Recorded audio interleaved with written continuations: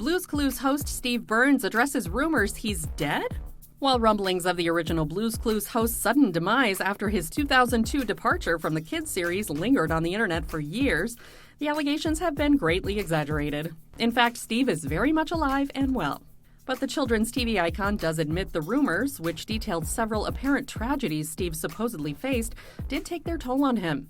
He tells the New York Times in an interview published September 18th, "Everyone thought I was dead for a while. That hurt, to be honest, and it kind of messed me up because that was happening while the internet was just sort of beginning to internet.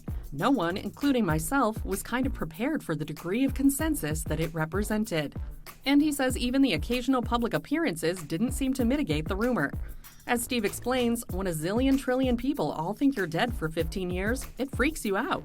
It's part of the reason the now 50-year-old, who spends most of his time living largely off the grid in upstate New York, chose to make his return to the public eye in the form of social media. And he famously returned to his character in a 2021 video posted by Nick Jr. on X, then Twitter. In the clip, Steve tugged at the heartstrings of Blue's Clues fans, rocking his signature green-striped rugby shirt and giving viewers a hopeful message. I guess I just wanted to say that after all these years, I never forgot you. Ever. And I'm super glad we're still friends. Thanks for listening. You look great, by the way. Whatever it is you're doing, it's working. Steve tells the New York Times of the monologue, "I didn't write it, I just kind of stood in front of the camera and said what was on my mind. I wanted to continue the conversation that I started a zillion years ago with everyone." And since then, Steve has kept up a similar format, using platforms such as TikTok to check in with his followers, often letting them have the floor as he sits and listens in front of the camera. Hey. Checking in. How you doing?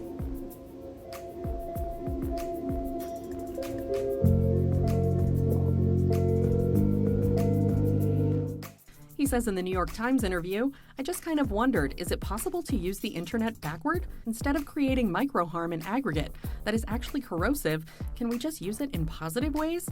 It's a simple format that he says was first developed on Blue's Clues.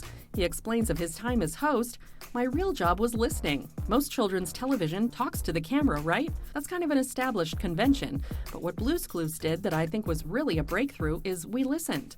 I worked really hard on making that as believable as possible."